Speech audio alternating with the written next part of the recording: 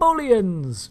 Bolians. Big, blue, beautiful, bald Bolians. They're a frequently seen species in the Star Trek universe in and out of Starfleet uniforms, but not as much is really revealed on screen about their society or culture. So that's what we'll be looking at today. Hi, Rick here, and with this index I'll be drawing on continuity from both the screen and beyond to create a more fleshed out image of the Bolian people. Their homeworld is the planet Bolians in the Bolian sector of the Alpha Quadrant near the Romulan neutral zone and the Alpha-Beta border. It has also been called Bolius and is the 9th planet in the system. Therefore it's also been abbreviated to Boliax, likely from including the Roman numerals for 9 in the pronunciation. Its star is a class B, a blue star, perhaps explaining their complexion.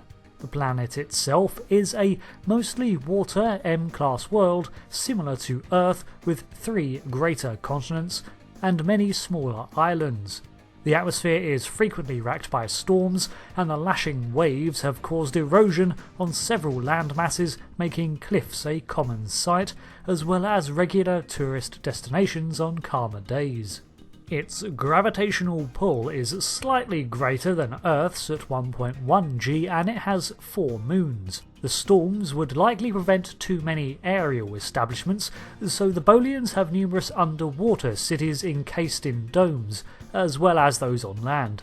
The governing body of the planet is the Quorum of Bol. The quorum is the minimum number of individuals in any given assembly needed to make decisions, to prevent too much power from being wielded by too few. This suggests that there are many people involved in the governing of Bolius, but not all are needed for every meeting or decision.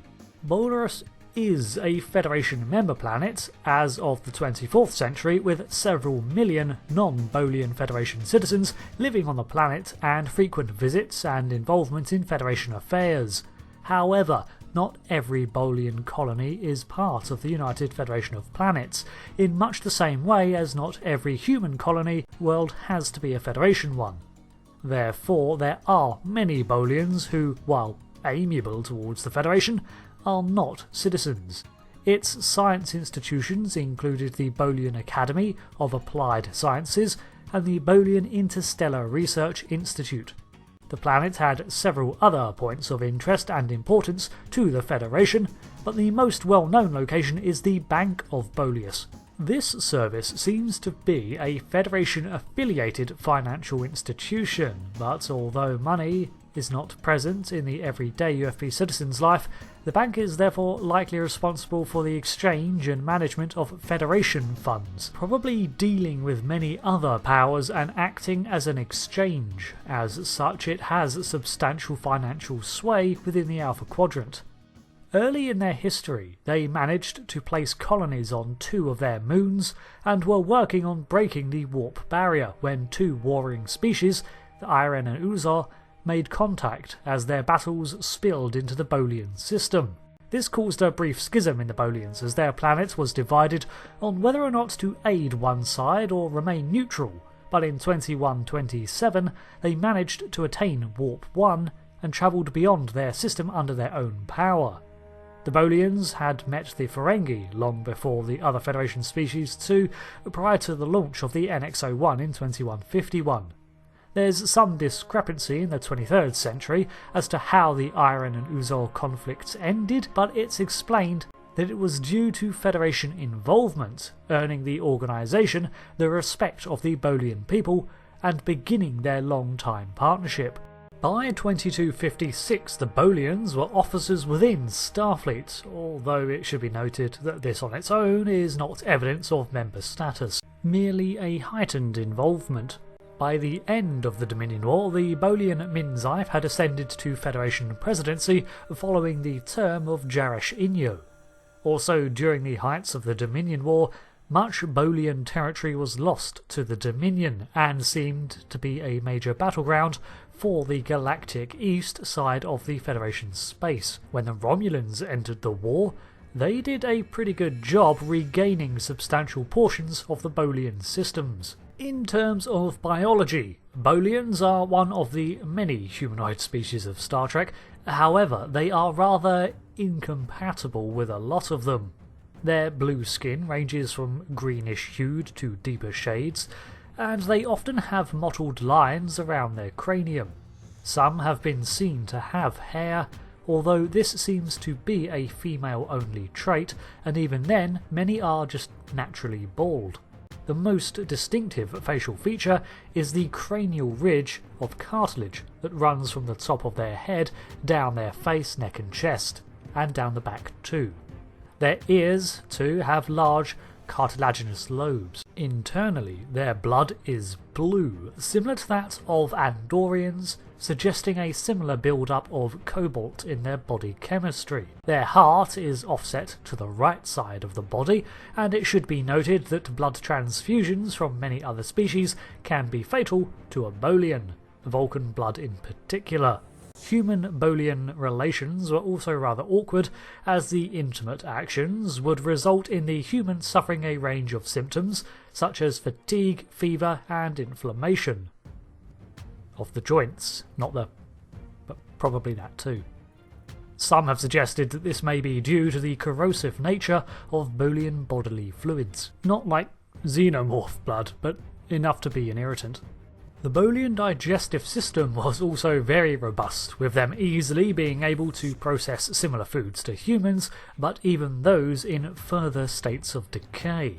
Meats that had begun to spoil could quite easily be consumed by a Bolian with no ill effects, and some dishes even required the food to be rotting before preparation. Needless to say, many non-Bolians find this unpalatable, but nonetheless are apparently rather tasty, as reported by those brave enough to try them. Their excrement apparently is also rather more caustic than your typical humanoid.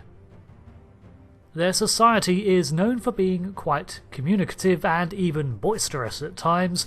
Your standard Bolian, for example, is going to be rather more outgoing, talkative and friendly, easily filling quiet time with banter and small talk, and generally they do enjoy socialising among others.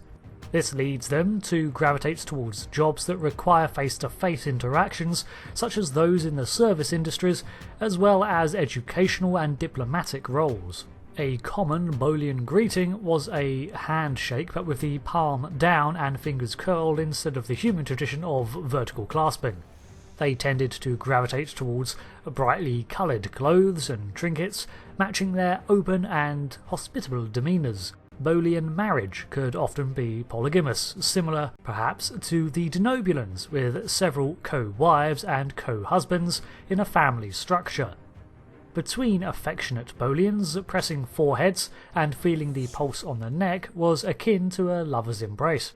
The Bolian written language appears to be written as a mixture of curving angles across horizontal lines and appears to have a lot in common with the emblem for their people. Bolian names tended to be made in pairs and rather short, often monosyllabic.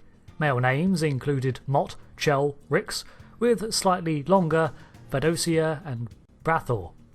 Female names included Golwat, Lycia and Mitna. Some of these may have been surnames, as is the case with Adron Brot, Matina Haro, and Hars Adislo. There were also several names that included apostrophes, such as Vassal and Bokta. Bolian tech is generally on par with those of other worlds in the Federation, and they have contributed towards the fields of anti-grav and dilithium refinement, but they do operate their own commerce and trade sectors outside of Starfleet. Such freighters frequented outposts such as Deep Space Nine, far from Bolarus, showing the incredible reach that the species had, probably in no small part due to their relations with the Federation. Saying that, they were often the target of pirates and raids, and they also transported supplies for Starfleet. Bolians are a frequent sight on Starfleet vessels and in the series, but the exact status of their planet has been obscured by conflicting sources, so the compromise was to have them as a Federation world, but one that freely embraces their freedom to build their own trade connections beyond the UFP. This could be seen as an overall reflection of the sociable nature of the species, not dedicating themselves to a single entity as their desire to meet others takes them beyond the Federation. As either workers in various industries, traders, ambassadors or officers within Starfleet, Bolians tend to be eager to please and hard-working out of a sense of friendly duty. Of course, there are outliers, so not every Bolian is going to be 110% friendly all the time, and they are perfectly capable of being serious when needed. That's about everything I could find on the Bolians, with a fair bit of substantial, not strictly canonical content thrown in to flesh them out. So, what about the next target of the Index series? Votes are over on the community tab, and I'm thinking that it's been a while since we did anything Star Wars related. So how about another water world bound species, either the Quarren, who share a home with the Mon Calamari, or perhaps the Kaminoans, the cloners of Kamino? Cast your vote to let me know, and until next time, thank you for watching, and I'll see you again later. Goodbye.